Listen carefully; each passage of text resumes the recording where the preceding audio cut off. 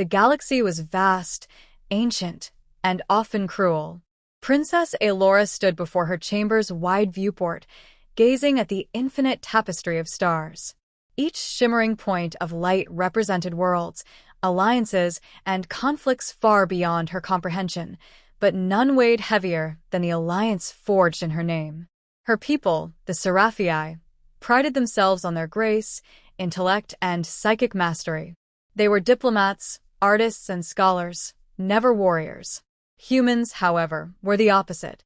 Aelora had only heard whispers of their savagery. The Terran expansion fleet had carved out territories with firepower and sheer determination, leaving behind a reputation of brutality. Now, as the galaxy teetered on the brink of annihilation by the Krelax Swarm, an alliance between Seraphii and Terrans was deemed essential. Her marriage to General Marcus Vance was the linchpin of this pact. Aelora clenched her hands as her heart raced. She could not fathom a union with someone so alien. The holographic dossier provided to her painted Marcus as a man molded by conflict.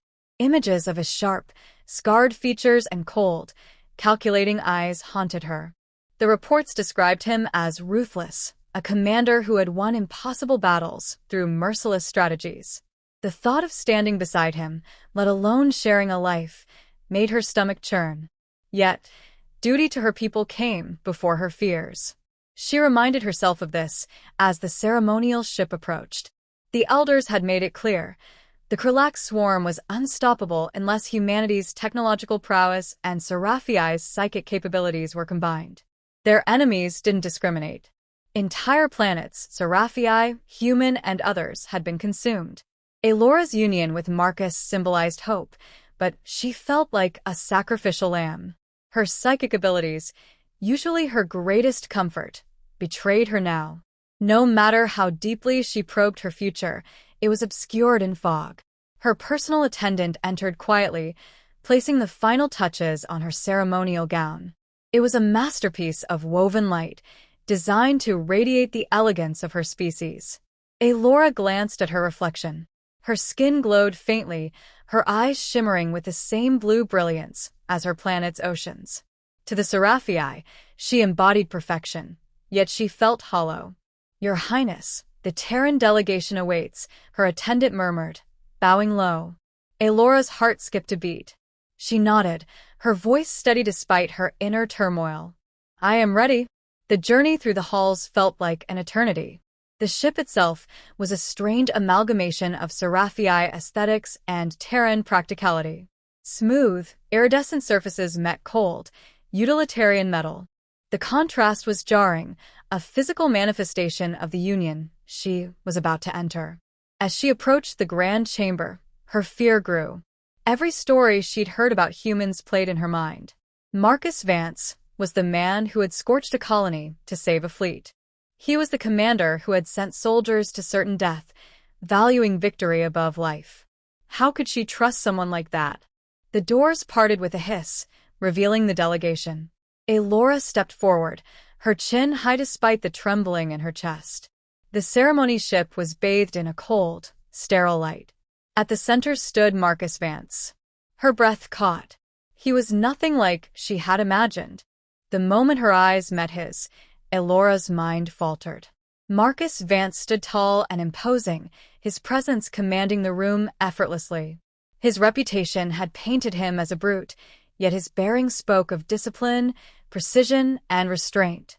His features were sharp, weathered by years of battle, and a faint scar cut across his left cheek, a mark of survival rather than savagery.